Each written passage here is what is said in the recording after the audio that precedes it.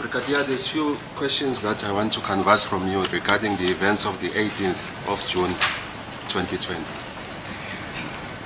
I'm listening, my lord.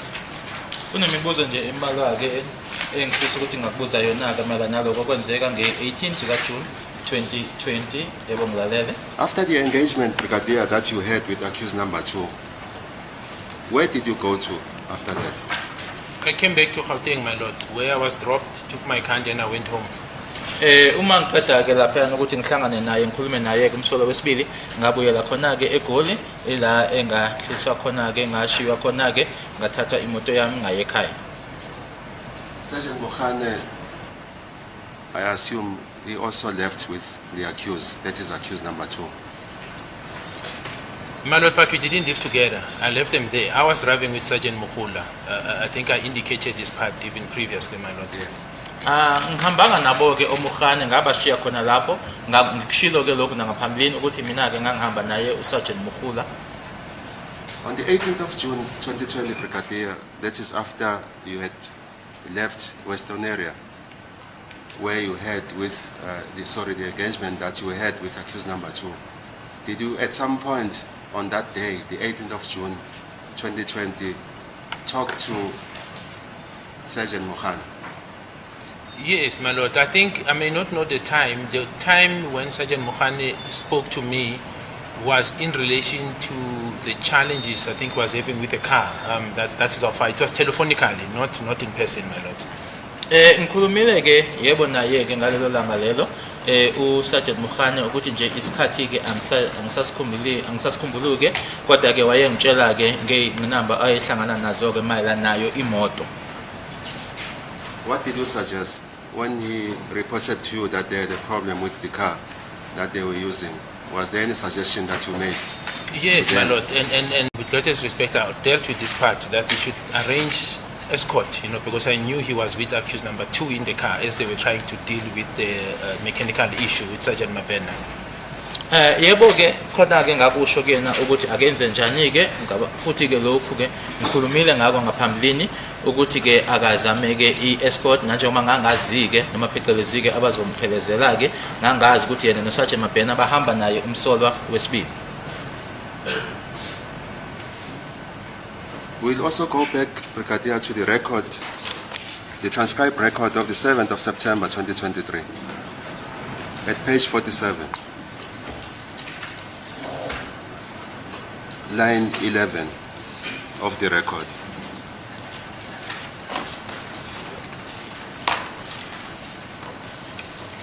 That is now the stage when Constable Zungu was being led by my colleague Advocate Baloyi. It reads as follows, and I quote: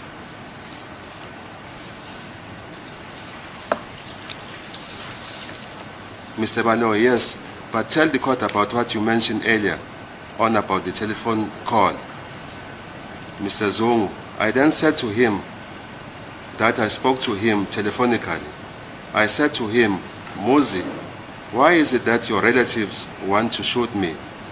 Mr. Baloyi, yes, but intervened. Mr. Zungu, because I also do not know anything about this matter. And I did not know anything. Close quotation.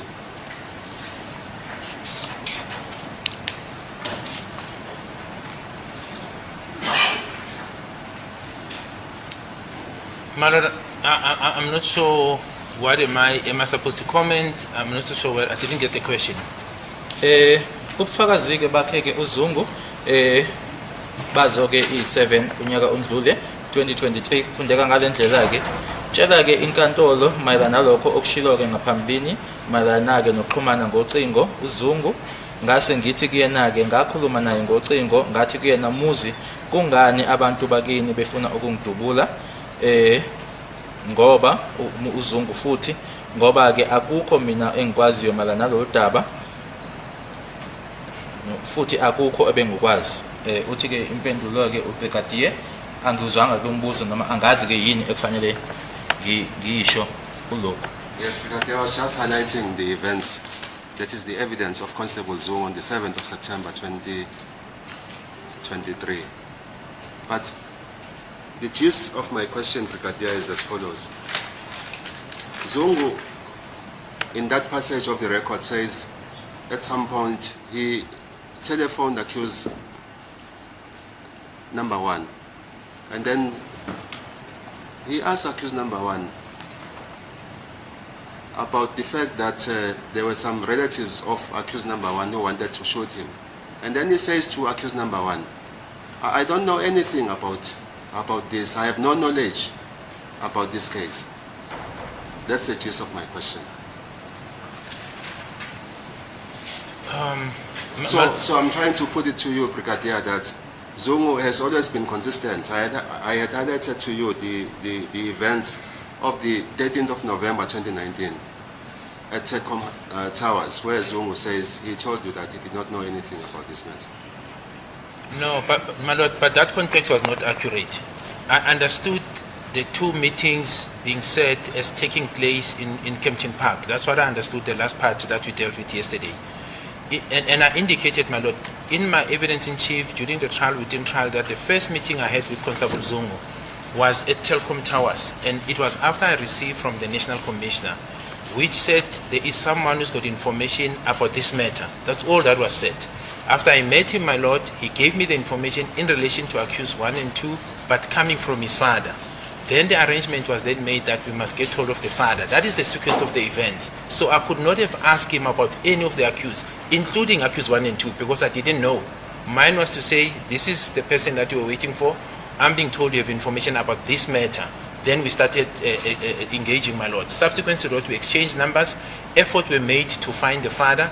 I've testified about this not only yesterday, my lord, a number of times, that eventually on the meeting of the 13th of November 2013, where Brigadier Perumal and Tony is one and the same person. So there were no two meetings in Kempton Park. It's one meeting. Where then it was confirmed that then the father will be available, and the date of the 17th of November then occurred when the father, now Mr. Absalom Zungu, came and disposed the affidavit.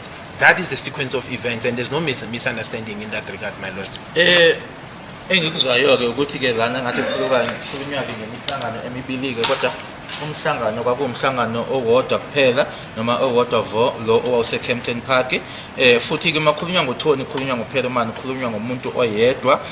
Futhi-ke okwenzeka ukuthi akukho la engangingambuza khona-ke ngabasolwa-ke, umsolo wokuqala kanye nomsolo wesibili, ngoba-ke alukho ulwazi enganginalo mina, ngoba-ke engangimbizela kona umhlangano wawumayela nobaba wakhe ukuthi kuze ubaba wakhe, ngoba uma eshonayo wathi lokho ukutshela ubaba wakhe ukuthi-ke umsolo wokuqala nowesibili banolwazi noma kungenzeka ukuthi bayambandakanyeka kulesi sigameko lesi. Ngoba ngeke-ke ngimbuze mina ukuthi wazini mayela necala leli.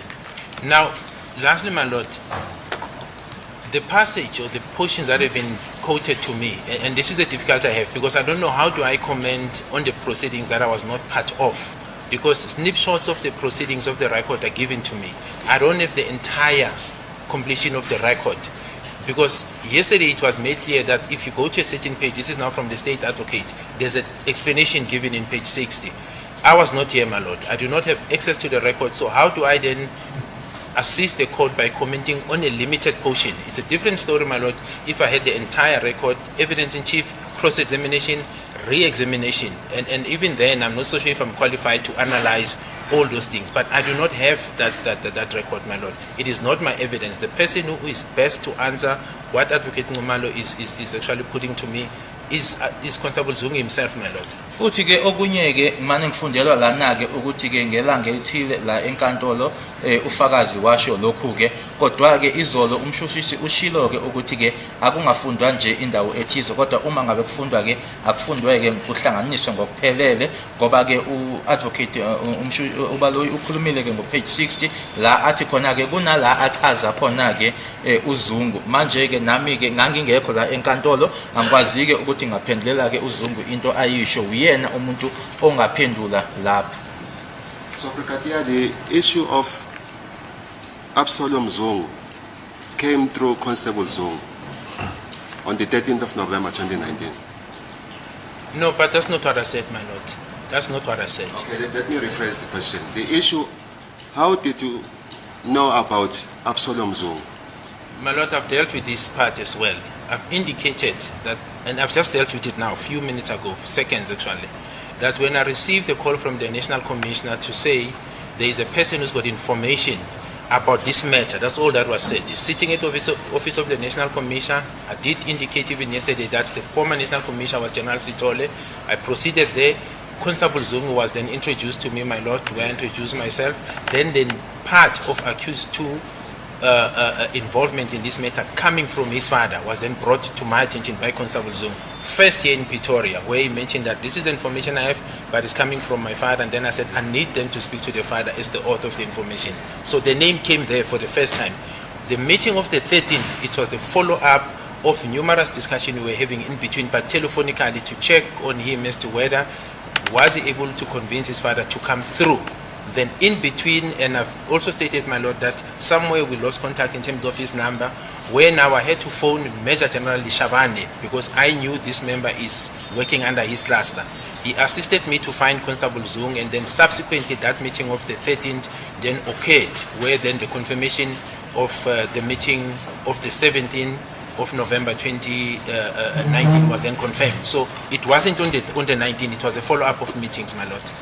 Lana ke okwenzeka ke ngibishilo ke ngaphambilini ukuthi ke ngathola ucingo olubuya ehhovisi lakhe owaye ucommissioner ngaleso sikhathi ke uGeneral Sithole ukuthi ke kunomuntu onolwazi ke noma information anayo mayelana necala leli ngeza ke la ngahlangana khona ke noZungu ngazethula kuyena naye ke wethula kumina ke wangitshela ke la khona kwavela khona ke igama likamsola wesibili asho ke ukuthi ke ubaba wakhe wamtshela lokho ngase ngisho ukuthi kuzofanele ngikhulume nobaba wakho ke ngoba uyena ke umuntu onolwazi ke mayelana lodaba lolu ila khona ke manje kwasekuhlelwa ke umhlangano olandelayo umhlangano lowo ke wange-13 kodwa ke maphakathi nendawo ke kwakukhulunyiswana ke ngizama ukufuna ukwazi ke ukuthi uphumelele yini ekuthini akhulume nobaba wakhe ukuthi eze ngaphambi kokuthi ke kuyoba khona ke umhlangano loya wange-17. In the meeting that you had with Constable Zungu, to the effect that his father had information about this case regarding accused number 2, was it only accused number 2 or any of the accused person? It was in relation to accused 1 and 2, my Lord. Umhlangano ke lo ongangenawo ke kanye naye mayelana nokuthi kwavela igama likabani kanye naye Constable Zungu kwakumayelana nomsola wokuqala kanye nowesibili. Kunekhona nje engikushileke ukuthi okunye ubrigadier akushilo ukuthi ke unesikhathi la khona ke wayengasenazo inamba zakhe uConstable Zungu ngoba ke wayemazi ukuthi wayesebenza ngaphansi kwakhe uMajor General Lishabane waqhubana naye ke uMajor General Lishabane ukuthi aphinde futhi athole inamba zakhe uConstable Zungu. Yeah, we'll just proceed in this issue shortly. So Constable Zungu, Brigadier, tells you that his father, Absalom Zungu, has the information about the involvement of accused number 1 and 2 in this matter. Yes, my Lord, that is the essence of, Yes. of what he said, and that is contained in the statement of Absalom Zungu, my Lord. Yebo ikona lokho angitshela kona ke uConstable Zungu ukuthi ubaba wakhe ke unolwazi noma information anayo mayelana ke nokubandakanyeka kwakhe umsolo wokuqala nowesibili kukhona futhi lokho kwistatement sakhe uZungu. So a further meeting where Absalom Zungu, the father of Constable Zungu, was going to be present was arranged on the 17th of November 2019. No, that's not how I said it, my Lord. The meeting took place on the 13th of November 2019. Then on that date, an arrangement then was made where on the 17th of November 2019, the father then came through and he disposed an affidavit in terms of his knowledge, my Lord. Engikushilo ukuthi ke kwakunomhlangano wange-13 kaNovember 2019 kulowo mhlangano ila khona ke kwathathwa isinqumo ke ukuthi ke ngeyi-17 kaNovember 2019 ubaba kaConstable Zungu uzoza ke ngempela wafika ke ngeyi-17 ila anikeza ke ngestatement mayelana lokho akwaziyo noma ayekwazi. In the meeting that you had on the 17th of November 2019, where you met Absalom Zungu, where was Constable Zungu? He brought him, my Lord, but when I interviewed the father, he left. He went out. He was not part of the interaction, even the taking down of the statement. uConstable Zungu yena ke owaletha ubaba wakhe kodwa ke uma sengiqala ukukhuluma naye ke ubaba wakhe sengithatha istatement kubaba wakhe ke wayengekho yena lapho ngoba wamletha wase ephuma ke yena. Is it correct, Brigadier, that on the 31st of May, 2023,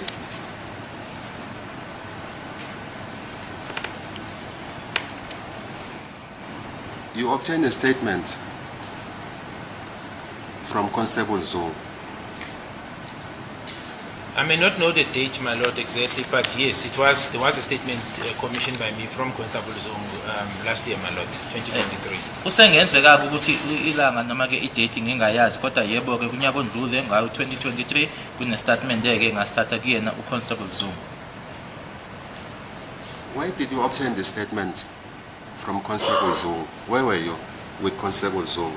In our offices, my lord. I think also I dealt with this part. In our offices. That's where it was obtained. Sasi kumahhovisi ke esebenzela kona ke noma amahhovisi ethu bengikushilo ke lokho ngaphambilini uma ngithatha sona leso statement kuZungu. Who was present? I don't recall, my lord, but it was not just the two of us, but there were members. It's a police offices, so I was not the only one, my lord. Angisakhumbula ukuthi obani ababekhona ke kodwa ayekhona ke amalunga ngoba ke amahhovisi amaphoyisa ukuthi angikhumbuli nje ukuthi kwakuwobani. Where you obtained the statement from Constable Zungu? Was it in the charge office or in your office? No, my lord, I don't work. It's our offices, my lord. It doesn't compromise of a charge office. It's specialized in it, so you have offices. So it was a ballroom, which is part of the police building, my lord. Yes. Asinawo ke ama-charge office ke amahhovisi la esisebenzela khona ukuthi kune-charge office. Who was present in that boardroom with Constable Zungu? It was yourself and Constable Zungu. Was any other person who was there? Yeah, but my lord, that's what I said. I don't recall. I'll have to really try to think back. I don't recall, but I know it was not just the two of us. It was not just me and Constable Zungu. Ngiyazi ukuthi kwakungesithina sobabili ke kwafanele ngiyobheka ke ukuthi kwakuwobani abanye ababekhona. The statement of Constable Zungu was handed in. It forms part of the exhibit. It is exhibit AA of the record. It is a typed statement from Constable Zungu. Who typed the statement from Constable Zungu? It will be one of the members in the office. Hence I said, my lord, I was not alone. I just don't recall exactly who, but it was typed at our office, my lord. Omunye ke ozakwethu noma ke sebenza nabo ke ehhovisi ingamsho ukuthi angikhumbula ukuthi ubani okuyena ke owatype istatement leso sikaZungu. So Constable Zungu will be relating to you or making a statement to you, and there will be a member who will be typing the statement or whatever that Constable Zungu was telling you. Yes, but how the commission, my lord, if I can just go straight to it. Statement get typed, you then take through the deponent after it's done, whether handwritten or typed, and then when the deponent then agrees that what is contained above is correct, that's when the commissioning is done. It's irrelevant as to who's typing it, my lord. I think if that's what Advocate Numalo wants to go to. Ukuthi ke ubani ke owasithayipha ke akusilona ke udaba lolo okwenzekayo ke noma ke sibhalwa ngesandla noma ke siyathayithwa ke ukuthi mase kuqediwe ke ila khona ke manje uphinda uqhubeka ke ngaso istatement leso uqinisekisa kumuntu lowo bekhuluma ke uma ngabe sevuma ke yonke into ebhaliwe lapho ila khona ke esesibe kwakhona noma ke esekufungiswa khona sekusayinwa. In other words, my lord, I'm saying even an individual can make a statement at home on his or her own time and then take it to the commissioner of oath at the police station to have it commissioned, and they will make that person take an oath. It doesn't mean that the commissioner of oath must actually be the one writing the statement or typing it. Okunye futhi ke umuntu sengazibhalela sona ke statement leso endlini ngesikhathi sakhe ezwe naso ke sizo commissionwa ke lana ke bese siyasayindwa futhi ke akusho ukuthi ke lowo okuyena ofungisayo uyena ozo type statement. When Constable Zungu was making this statement, was it something from his head, or is there anything that made him to refresh what he told you? I seem to recall, my lord, that there were notes. I may stand under correction. He had some notes of some sort, my lord, in my recollection, my lord. Uma ngabe ke uConstable Zungu wayekhuluma ke kusho lokho intshela kona ke ingaba khona yini ayikhumbuza ngako noma ke wayekusho nje lokho ke awayikhumbula la kena ekhanda. Ngicabanga ukuthi ke kwakunama notes ayekhona ke kusengenzeka ukuthi angikhumbuli kahle kodwa ngicabanga ukuthi kwakunama notes noma khona kwakubhalwe phansi. What was contained in those notes? My lord, it was his notes. I don't know, but he had notes, and when it was done, and he has confirmed that what is contained in a statement, it's the true reflection of what he told us. He left with those notes. It wasn't a statement. It was some form of notes. That's my recollection, my lord. Yini ke eyilapho ke kulawo ma notes noma lokho okwabhalwe phansi ke kwakuwa notes akhe ke noma ke okwabhalwe uyena ke phansi emuva kokuthi eseqinisekisile ukuthi lokho okubhaliwe ke kuyiqiniso ke waphinda wahamba nawo ke lawo ma notes. What happened to those notes? My lord, with greatest respect, I just said he left With the there notes? with them. Yes. Okay, thank you. Ngiqeda ukusho ke manje ukuthi wahamba nawo. In the statement, Brigadier, that was made by Constable Zungu to you, the type version of the statement, Exhibit AA, is there anywhere where he mentioned his father, Absalom Zungu? In what context, my As a lord? person who had the source of the information regarding accused number 1 and 2. No. Well, firstly, my lord, one will have to go through that statement because I can't remember if at some stage he mentioned his father or not. But the purpose of the interview, it wasn't about his father. His father's part was done and dusted. We had left that part, my lord. It was insofar as his name coming up in the interviews or the statements that are obtained from the likes of Makosonke Zungu, the likes of Kwabenu Zungu, where I then said, but your name keeps on coming up. And I've testified about this, my lord, that eventually when he said to me, yes, I was there, and when I wanted to establish but why, then he said he was scared, to come forth, and then he indicated what he recalled. And what he recalled and what he said to me, my lord, it's self-explanatory in the statement that he gave me. It's in that statement what he discussed with me, my lord. Ingaba ke statement lesi ke khona la khona ke akhuluma ngobaba wakhe ke kuzofanele ngibuye ngiyobheka ke lapho kodwa ke uma sengithatha istatement kuyena ke uZungu sasesindlulile manje kudaba likababa wakhe manje kwakungokuthi ngisho kuyena ke ukuthi njalo nje uma ke ngikhulumisana nabofakazi sikhuluma ngabo Makhosonke uSifiso uGwabeni uZungu uSimpiwe ukuthi ke igama lakho liyavela njalo kungani ke wase esho ke manje emuva ukuthi eseshilo ke ukuthi ebesaba qala emuva kwalokho waseqhubeka ke esho ukuthi impela ke wayekhona lapho sase singasakhulumi ke ngobaba wakhe kodwa ngangikhuluma nje ngaye ukuthi igama lakhe lalivela. It is not in his statement. The issue of Absalom Zungu, it is not in the statement of Constable Zungu. My lord, with greatest respect, that's why I'm saying I'm failing to understand the relevancy of why would I have asked him at that stage about his father. He brought his father much earlier. He brought him to me. I knew that aspect. And then subsequent to that, then the efforts were made until we find the father. Why must it be involved or contained in the statement that he gives me? I don't understand why should I have included that part. Angikuzwa noma ngikuzwisisi kahle ke uma ukuthi kwakuzoba kwakuyini ezobangela ukuthi manje udaba kababa wakhe kube khona ke ngoba bese sindlulileke ubaba wakhe manje bese ngazi ke ngobaba wakhe so angizwa kahle ukuthi kwakungani kuzofanele ukuthi kukhulunywe ngobaba wakhe. It is not in the statement of Constable Zungu, Brigadier, that on the 13th of November or sometime before the 13th of November 2019 that he had mentioned the issue of his father, having knowledge about the involvement of accused number 1 and 2. My lord, the issues of the 13th of November were preceding the statement of Zungu, Yes. of Constable Zungu. When Constable Zungu made a statement, it had nothing to do what happened previously. I know he's the one that came to the office of the National Commissioner because I met him. There was no dispute about that, insofar as him and I are concerned. The issue of the 17th of November, I know he brought his father. I've testified about it. What made me to approach him was the fact that his name was mentioned where there was a meeting or certain utterances were made at Basuchino Hostel, where the accused, it said, were present, and then his name was present. And I wanted to establish, were you indeed present and why did you inform me? It had nothing to do with the father or what the father told me. I knew he was present when the father told me, my lord, sorry, when the father was brought to me, he brought the father. Udaba ke lokuthi kwenzekani nge13 kwenzekani ke ngazo i17 kwase kundlulile ke lokho kwakungekho ke kulesi statement uZungu awayenginikeza sona ke kunyaka ondlule okwakufuna ke noma kudinga ukuthi ke akhulume ngako kona lokho manje bangishilo ke ukuthi kwakumayela nodaba ke lokuthi ke njalo uma ngikhulumisana nalabo fakazi labo igama lakhe liyavela ke ukuthi inkathi kwakunomhlangano eBasuthu hostel kuloko okwashiwo lapho wayekhona ke nokuthi kwakungani engangitsheli. You are right, Brigadier. It was known to you, but it was not known to the accused, and it was not documented in the exhibit or in the statement of Constable Zungu for us, the defense, to consult with the accused.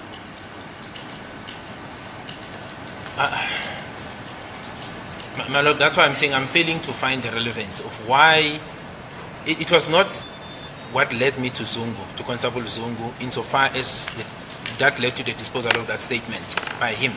It was his name coming up, and I'm repeating it, my Lord, with greatest respect and numerous times now, that his name comes up on the day where it's being said there was a planning, where the conspiracy occurred at Basuthu hostel, and these accused are mentioned to be present. Then it is mentioned that he was there as parties to gatherers, because it was a social gathering by people from homelands. So I followed that up to say, but yes, you may have brought the information about your father, but your name is coming up on this social gathering that you were present, and that resulted in the reasons that he gave me why he didn't tell us, because he was scared, and then subsequently the disposal of this affidavit, my Lord. Ingakho ngisho ukuthi ke angikuzwisisi ke ukuthi udaba lolu ke engibuzwa ngalo kababa wakhe ukuthi lihlangana kuphi ke nalokho, ngoba ngishilo ke ukuthi kwakumayelana ke nokuhlangana ke okwakuse hostel ngalelo langa lelo nabasolwa nabo bekhona ke nokuthi igama lakhe naleke livela ke. Ngifuna ukwazi ke kuyena ukuthi kwakungani engangitsheli esho ke nokuthi ke wayesaba kwangasilona udaba olwaluhlangene nokulethwa kwababa wakhe noma ubaba wakhe ulwazi ayenalo.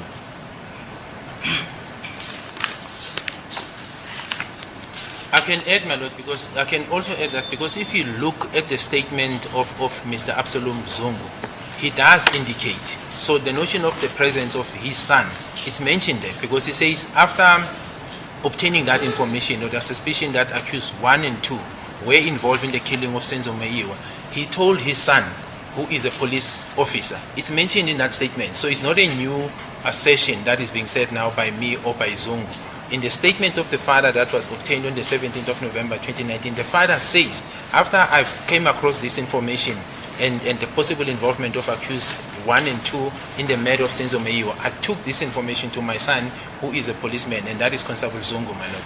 Futhi ke lokho akusona ke into entsha ke nokuthi ke mhlawumbe isikhulunywa yimina ke manje, kodwa ke kwistatement sakhe ubaba uAbsalom Zungu uyasho ke ukuthi emuva kokuthi sengizwileke noma sengikutholileke lokhu ngibandakanyeka kwakhe umsolo wokuqala kanye nowesibili, ngakuthatha ke lokhu ngakuyisa kuyena ke oyindodana yami uyena uConstable Zungu oyiphoyisa. Ikhona kwistatement sakhe uAbsalom Zungu.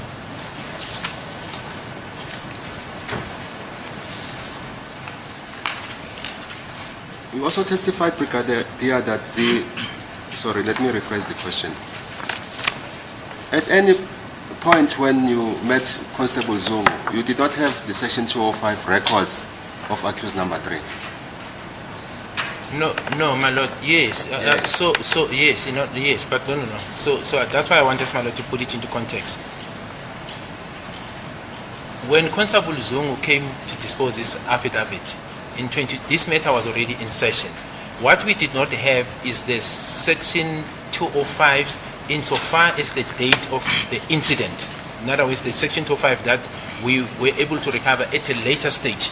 But the ones that starts after the date of incidents, we already had those ones and they were already disclosed. What was missing, because my recollection, Constable Zungu testified before Pinky, these other ones were not known to the state that covers the date of the incident. This is now the 26th of October 2014, my Lord. Uma ke uConstable Zungu ke esekhuluma ke noma ke ezake yebo imininingwane lena mayelana ke nama 205s akhe umsola wesithathu ke mayelana nalesi sikhathi lesi sange 26 October 2014 sasingenawo ke, kodwa ke ama 205s amanye sasesinawo ke futhi ke uZungu wethule ubufakazi bakhe ke ngaphambi kwakhe uPinky Baitilingam. Manje ke kusengase leso sikhathi ke sika Pinky Baitilingam sesizothola ke manje la ama 205 akhe umsola wesithathu aso lesa sikhathi sanga 26 October 2014. So the Section 205 records in respect of accused number 3's number are the Section 205 records in respect of the Cleveland case. I beg your pardon, my lord, I don't follow the question. Yes, the Section 205 records that you had were in respect of the application in terms of Section 205 of the Criminal Procedure Act, which was made by Sergeant Lamin. Is that correct? Insofar as Cleveland case is Yes. concerned, yes, but Yes. not covering, you see, this is important. 26th of October Yes, 2014. Yes. because the ones also that we discovered at a later stage were made by the very same team, my lord, but under a different case number. So it's not correct that these two Section 205s were made under Cleveland case. The ones that we had were under Cleveland case, because under Cleveland case, when I conducted investigation, we then analyzed what was done under that case. That's why we're able to follow the firearm, follow the downloadings, and then follow the 205 under Cleveland 96. Unknown to the investigation team, my lord, that the same number was then requested by the same investigators under a different case number, and that is a date that covers the date of this offense. And this date comes before the Cleveland case. That's why I'm saying, my lord, so you couldn't find that information under Cleveland 96. So, but to come back to the question, when we dealt with Constable Zongo, what was available was what was contained insofar as Cleveland 96 of 2015, not the one that covers the date of this offense. Okwenzeka ke ukuthi yebo thina ke ama 205 esasinawo ke ama 205 ayengaphansi kwakhe ke icase uCleveland 962 of 2015 futhi ke kwathola ilona ke lela thimba leliphenya kodwa ke esasingakwazi ke ukuthi kwalelo thimba lelo ke laphinde futhi ke lafuna ke ama 205 efunela ke elinye icala kodwa icala lelo la lesi sikhathi lesi ke kwenzeka ngalo icala leli le 26 ka October 2014. When did it come to your knowledge, Brigadier, that there were Section 205 records of the number belonging to accused number 3 that Sergeant Masondo and Sergeant Lamini had applied? When did that come to your knowledge? Yeah, but which ones, my lord? Because The we're Section talking about... 205 in respect of the Cleveland case. Okay, so with regard to the Cleveland, my lord, it came to my attention when the Cleveland, the identification of accused number 3 as being the first suspect. In other words, after the existence of Exhibit HH and JJ, my lord, where we started now the analyzing of who is this person.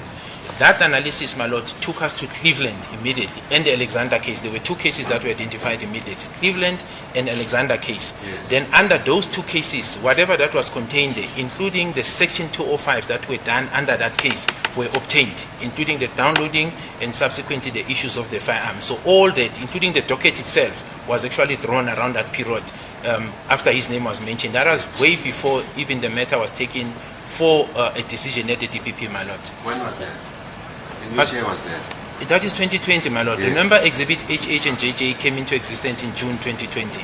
Yes. Lokho ke kuzovela ke emuva ke kokuvela kuka Exhibit HH no JJ lokho ke kwenzeka ngo2020 uma ngabe sekuvela ke manje igama lakhe ke umsolo wesithathu ila manje saya khona ke siyobheka ke kwakudala amacala ke amabili ke uCleveland kanye futhi ke neAlexander kwayodonswa ke noma kuyotholwa ke konke lokho okwenziwa ke kulelo cala lelo ngisho nalo ke idokodo nale ke laselithathwa likhishwa ke manje ke lokho kwenzeka ke ngoJune noma ngoba ke HH no JJ benzeke ngoJune ka2020. So we are saying, Brigadier, that those Section 205 records did not have or cover the date of the incident of the 26th of October 2014. Yes, that's what I'm saying. Yes. Engikushoyo ke ukuthi lawo ke ama 205s ayengakhulumi ke ngesikhathi lesi sesigameko lesi 26 October 2014. Is it correct, Brigadier, that they covered the period from November 2014 onwards?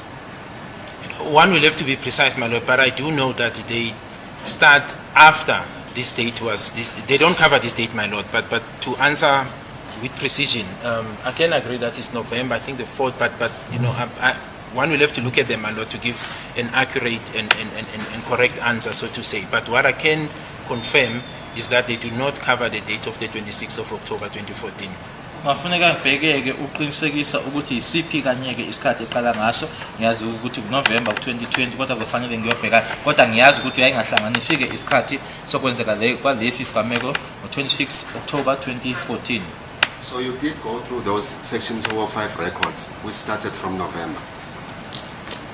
My Lord, I think I've testified. But you did go through and you realized that they did not cover the period of the 26th of November 2014. That is the question that I'm asking. Yeah, but if I can ask Advocate maybe perhaps to give me a chance when I talk, because I give you the same indulgence. My Lord, I indicated that I can confirm, I've confirmed this part, that the Section 205s under Cleveland 96 2015, I do know that they don't cover the date of this offense. They start at a later stage. What I'm unable to say to this court, my Lord, is the exact date, but I can confirm that it is after. That I've confirmed because there was an analyst who reported to me, because the date of the incident was crucial to me. So, but there was a cell phone analyst, that is Kenneth Stein, who was working with this thing. And I do know that in some of our interaction, that was said to me that, hey, Brick, in our report or analysis, we'll only be able to move from here upwards. So there was that report, but I was not doing the cell phone analysis myself, my Lord. There was an analyst tasked with cell phone investigations. Bengiqinisekisile-ke ngakusho-ke lokhu ukuthi ngiyazi-ke ukuthi ama-205 ase-Cleveland-ke ayengasifaki-ke noma engasihlangani-ke lesi sikhathi sesigameko lesi kwi-26 October 2014 ukuthi-ke aqala-ke emuva-ke kwalokho futhi ukhona-ke umuntu-ke owayesebenza ngalokho wayewumcwaningi okuyena-ke uLieutenant Colonel Stein owangitshela-ke ukuthi-ke uma sisebenza-ke sizoqala-ke emuva-ke noma-ke sizoqala la siye ngale kodwa-ke khona umuntu owayesebenza ngakho khona lokho. Brigadier, when you notice that the Section 205 records did not cover the period of the incident of the 26th of October 2014, what did you do? My Lord, what you try and do, which was already known, it was just an effort which we tried to do, hoping that perhaps we can get some remedy, was to engage the networks and see if they can authorize or go to their archives insofar as the records of 2014. And that was in relation to all the numbers now, because at that stage we had now sites of all the accused. That we could not succeed, my Lord, on, because we knew that the window period had lapsed. So our effort at that stage was to say this incident took place on this date. And we pleaded with the networks, MTN, Vodacom, through the intervention of the analysts, to see if there is an option that we can look at insofar as them going back to their database and recover the data of 2014, particularly to cover this date. We were unsuccessful in that regard, my Lord. Esakwenza-ke thina kwakuwukuthi nje sizame-ke ukuthi siyeke kwiy'nkampani lezi-ke ama-networks abo-Vodacom abo-MTN ukuthi sasazi-ke ukuthi-ke kunesikhathi-ke esithize la khona-ke ungakwazi ukuthi imininingwane ungayithola kodwa-ke ukuthi sibacela-ke ukuthi abasibhekeleke ukuthi bangakwazi yini ukuthi bayeke la imininingwane yabo igcinwa khona-ke ama-database ukuthi kubhekwe idatha noma-ke idata ka-2014 kodwa-ke asizange siphumelele kulokho.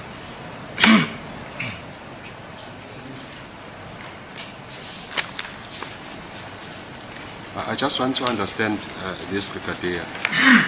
You also testified that it came to your knowledge about the existence of the Section 205 records in respect of accused number 3's number at the time when you were consulting with the state. I beg your pardon, I don't understand the question, my Lord. It came to your attention, the Section 205 records of Ms. Pinky Vithilingham. Maybe I must ask a direct question. When do those records came to your attention, the existence of the Section 205 records by Ms. Pinky Vithilingham? During the consultation, I've said this, my Lord, that during the time when she was in consulting with the state, leading to her testimony when she came to testify, it was around that period, I don't remember when, but around that period, just around when she was going to testify and consulting with Advocate Baloyi, that there was this now Section 205 in relation to accused number 3 number that covers the date of the 26th of October 2014, my lord. Ngikushilo ke lo ngaphambilini ukuthi kungesikhathi ke la eselungiselela ukuthi ezokwethula ngobufakazi bakhe ke uMspinki Vitelingam ngathi ke ekhuluma noma ke econsulta nomshushisi ke la sengizokwazi khona ka mayelana nalama 205 akhe umhlola wesithathu alesi sikhathi sange 26 October 2014. If the window period, Brigadier, as you have indicated, had lapsed, how was Vodacom able to retrieve the Section 205 records of accused number 3's number? My lord, she works in Vodacom. She's an expert. They're sitting with that with the database, and I've indicated, my lord, and because the record speaks for itself, I don't see the difficulty in this. If you look at the Section 205s under Cleveland, they are done under Cleveland 96. That is what we're working on when we analyze accused number 3, and then the docket that was going with it, the meta docket was under Alexander case. Those dockets were analyzed. Those 205 under those dockets do not appear. They do not appear. What is common is that the investigators of those dockets are the one who applied for these other 205s but under a different case number. So the data that was available, and the court will recall, my lord, that I've said, when we started with the investigation, one of the things that I've asked the analyst was to authenticate and verify even with our TSU units in terms of the data that we have. And for them, this is now Kenneth Stein, to try and retrieve this thing. Even him with his expertise, my lord, he was unable to recover that. So Pinky Vertillingham works for Vodacom, and I think they are the custodian of the data, my lord. Ukuthi ke kwenzeke kanjani ke uma isikhathi besezindluleke ukuthi ke lama 205 atholakale ke uPinky Vitelingam usebenza ke kwa Vodacom ungoti ke ibona ke abagcina lemininingwane ke futhi ke ngikushilo ke lokhu ngaphambilini ukuthi ithimba ke ebeliphenya ke icala leliyana iCleveland kanye futhi nayo ke Alexandra ibona abenza ke isicelo salawo ma 205 kwicala lelo ke lase Alexandra lokubulala ke kwaseke thina ke manje uma sengicela ke noma sengisebenza naye ke uKenneth Stein ngimcela ke yena ke ayengekho ke kwisimo ke sokuthi angalithola ke lemininingwane lena kodwa yena ke uPinky Vitelingam usebenza khona lapho eVodacom. So, already, Brigadier, in 2020, you made inquiries about the Section 205 records of accused number 3. You couldn't find them. No, we found them, my lord. I just said In now. 2020, I mean in 2020. Yes. You I'm made sa- inquiries. And we found them. What we did not find is the ones insofar as this date, the date of the incident. Okay. When Cleveland case 996 of 2015, my lord, I've just said it, was identified. Everything that was done under that case, my lord, because you can analyze that. We're able to follow the downloads, the firearm, the ammunition that was taken, those things were contained there, including the Section 205 for accused 3's number. However, those Section 205 only started days later after this incident was committed. But nonetheless, we did draw those 205s, and the analysts worked on what was available at that time, my lord. The ones that came to our knowledge when Ms. Pinky Vertillingham testified came later because we did not know about them, my lord. That's what I'm saying. And they were contained under a different case number, not under Cleveland case number. The different case number of phosphorus, if my recollection is correct, was used, not this case number of Cleveland, my lord. Lana ke uma ngikhuluma ke ngecala leli lase Cleveland ke konke okwenzeka ke lapha yana ama downloads utholakala kwesibhamu inhlamvu ke sathi ke uma ngaba sesithatha ke lelo dokotela noma sesiyobheka ke lapha sakuthola ke kona lokho ke kodwa ke uma ngenkathi manje ke kodwa ke uma lesi isikhathi engikhuluma ngaso yilesi sange 26 sika October 2014 uma ngaba lokho kucelwa ke noma lawo ma 205 ona ke acelwa ngaphansi kwelihlukile ke icala kungasilona leli elase Cleveland uma ke ngenza iphutha ke ngaba ukuthi kwaku phosphorus ke kodwa ke leyo mininingwane yayingekho kuleli elingaphansi ko Cleveland 962 of 2015. In terms of the Section 205 records of accused number 3's number, which is Exhibit DD5F Roman Figure 1, it has come to my attention, Brigadier, that the case query that is in respect of the number of accused number 1 ending 169, it was created on the 9th of March 2015 at 10 hours 34 minutes 20 seconds. So it brings to my mind the fact that already in 2020 these records were readily available at Vodacom. Do you understand my question? No, but we agree, my lord. They were available. That's why Ms. Pinky Vettingham went to the archives and drew it. But what I'm saying, they were not under the Cleveland case. They were not packaged under the Cleveland case. That's why even the cell phone analyst, my lord, the court will recall that when Kenneth Stein disposed, because I went through his affidavit, he did not deal with the date of the incident insofar as the cell phone records are concerned, because they were simply unavailable. He could not even find them himself as an analyst. We did not know. Miss Pinky Vettingham, she's the one who was able to recover that because it was there, but it was stored under a different case file, under a different case number for reasons unknown to us, my lord. In other words, it was separated from this case, yet it was relevant to the very same person. But for some reason, it was separated and filed on a different case file and a different case number, moving it from this page. So if you analyze this docket and the Alexander docket, there is no way, the record speaks for itself, you can find them. So with the assistance of Ms. Pinky Vettingham and obviously them being the custodian of the data, she was then able to do that. But when we tried ourselves, my lord, we didn't. That's why our effort that we actually embark on, my lord, was to try and see if there's networks can assist us if we apply for new section 205 and ask them to go into their database and retrieve such information.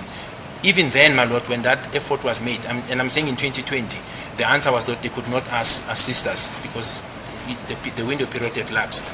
Kuyiqiniso-ke na njengoba usho-ke siyavumelana-ke sikhuluma into eyodwa ukuthi yebo le mininingwane lena yayikhona-ke lapho kwa-Vodacom, kodwa-ke ngesizathu thina esingasazi-ke ukuthi-ke leyo mininingwane leyo yayingagcinwanga noma ingafakwanga ngaphansi kwaleli-ke icala noma lena i-case lena-ke yase-Cleveland-ke, kodwa yayifakwe ngaphansi kwecala-ke elahlukile-ke ne-case number eyahlukile-ke. Isizathu salokho asikwazi-ke, yingakho-ke uma naye-ke esenza-ke umsebenzi noma ecwaninga-ke uLieutenant Colonel Stein engazange ayithole-ke leyo mininingwane leyo, kodwa-ke yona ukuthi yayikhona e-Vodacom. Yingakho-ke uMiss Pinky Vettingham osebenza khona-ke kwa-Vodacom yena-ke wakwazi-ke ukuthi ahambe ayoyikhipha noma ayithole la eyayikhona.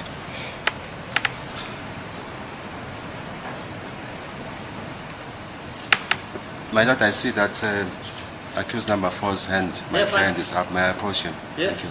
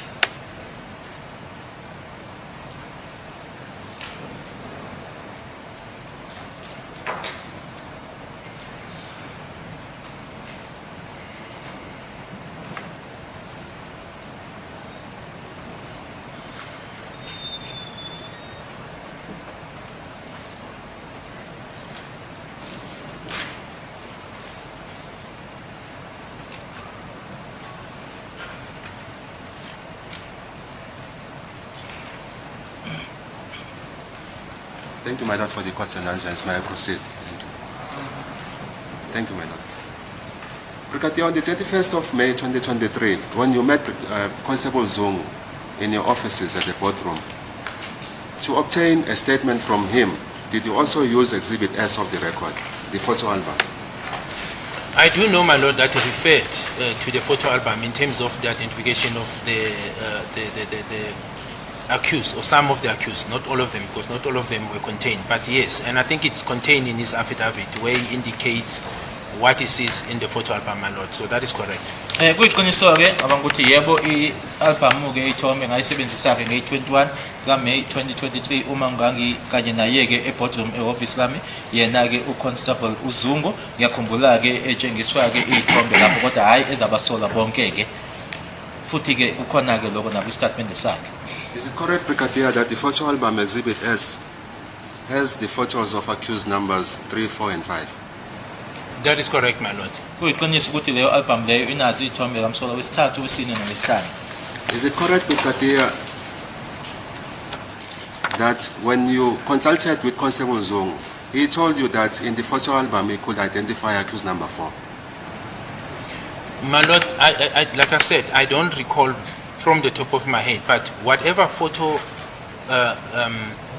number or a person that he identified, my lord, it is contained in Constable Zungu's statement. So in other words, he indicated that in this photo album or even the reference number identified photo number so and who is that person. That's how it is contained. So whoever he pointed out, he mentions the name, my lord. Kukhona ke ku statement sakhe ke noma ukuthi kwakubani ke awayemkhomba ke kuba wayebhala phansi ke ku statement sakhe ukuthi lana ke kulesi sithombe ngibona ke yebo ngiyabona esho futhi negama lomuntu loyo.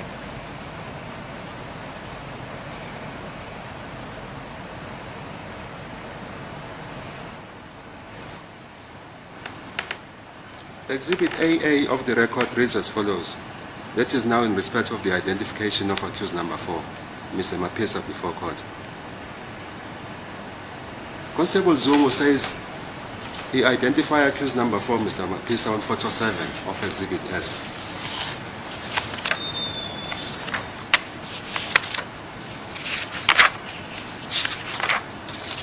I've asked my lord, my colleagues for the state to assist me in the beaming of Exhibit S.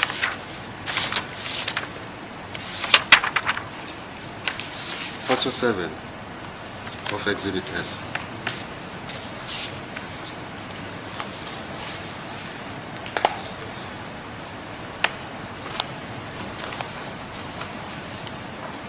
Brigadier, do you have the statement of Constable Zungu with you? Exhibit No, AA. I don't have, my lord, but I do recall. We can you perhaps do get recall. to, yeah, Yes. I'll tell you where I need assistance, but perhaps we can carry on.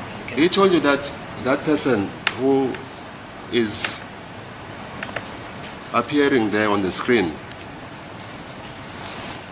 in photo 7 of Exhibit S is accused number 4, Mr. Mapisa, before court.